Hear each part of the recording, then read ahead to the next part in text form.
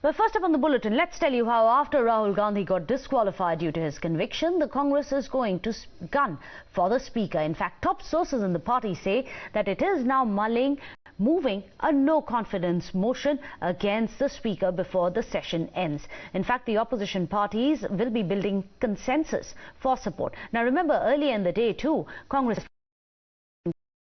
held an all-party meeting. Sources say that the motion will be alleging that the Speaker is unjust to the opposition parties and have shown undue haste in disqualifying Rahul Gandhi. However, even if the opposition does move a motion against the Speaker, it is likely to be more of a stunt than substance. Why? Well, let's tell you. Well, the lack of some of the key requirements for getting such a motion passed seem to be lacking in the case. For example, for this to move a motion against the Speaker, the Congress will require the signature of at least 50 of these MPs. However, the Congress has 21 MPs. It can then move along with it, with or without the support of the other opposition party. So that requirement has been made. The second requirement is that 14 days of prior notice has to be given for this kind of a notice. Now, remember, this is the budget session, which is all set to end on 6th of April. The houses have been adjourned till the 3rd of April.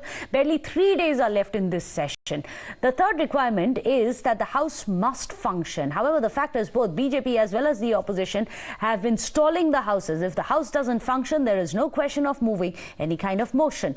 So these are the problems which the Congress will have in ensuring that they pass through a motion. However, there are sources telling us that it could be more of a stunt than anything else, and the Congress may still decide to unite the opposition parties and move a motion against the Speaker.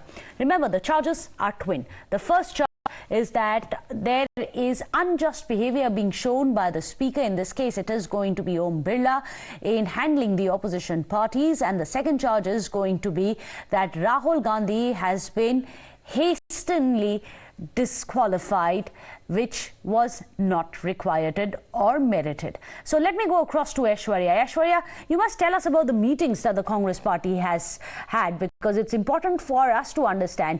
This may or may not happen because they don't meet all the list of requirements, but can the Congress bring all the opposition parties on board to challenge the Speaker on this?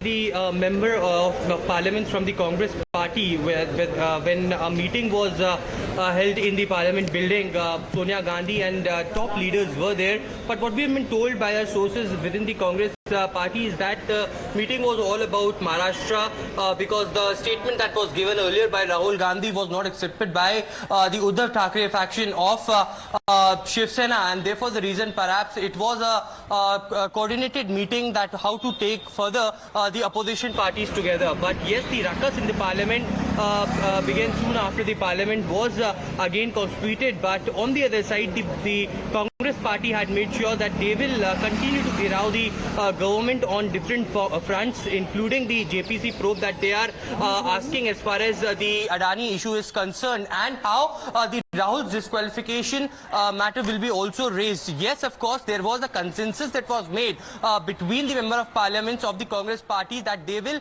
be submitting the letter to the Lok Sabha Speaker, and no confidence motion will be served by the Congress leaders. In fact, that could happen on the next week, because we have been told that now if the parliament will adjourn, then it will again reassemble on Monday only. But certainly the Congress leaders will continue to march and protest against the government. The black protest will continue, and in the entire country, just not in the parliament and in the national capital, but in the entire country, Congress planning to protest nationwide, and will hold different press conferences as well. So a strategic meeting was there between the member of parliaments, and the member of parliaments of the Congress party has assured Rahul Gandhi that they will be victorious in the Karnataka Assembly and will give a befitting reply to the BJP. But on the other side, the Bharatiya Janata Party is adamant that in this second leg of the parliament session, which had been completely disrupted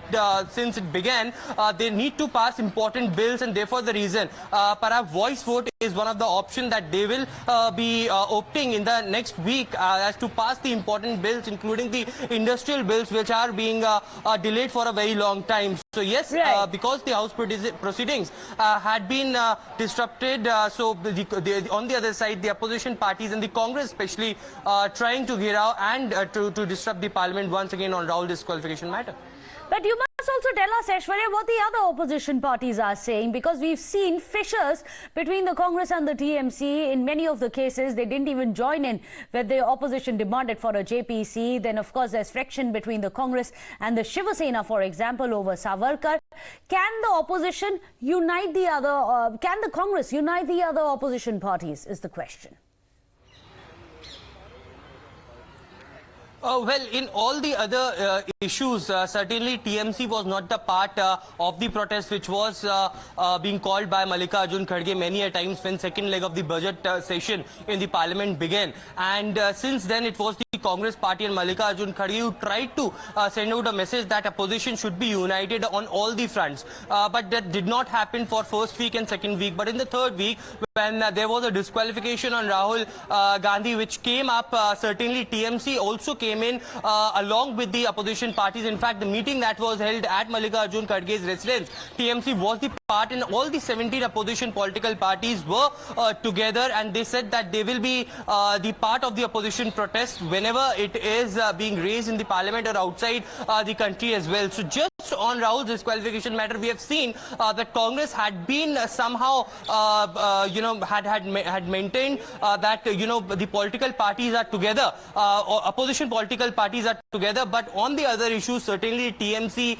and the Shiv Sena had been cornered, and they had not been even participated in different meetings. But today, in the parliament, since it began, there was Congress party meeting that was constituted, and the opposition party meeting that was held separately. But BRS, Aam Aadmi Party and the TMC holded a separate meeting at Parliament building as well. But in the 10:30 a.m. meeting, it was the consensus which was made by the opposition political parties that just the Rahul disqualification matter is something that they will be united, but on the other issues, they have their own political mindsets. So that's interesting. The BRS, the TMC, as well as the AAP, they have differed with the Congress and the other opposition parties on most of them. However, they agree on the disqualification issue. Will they come on board?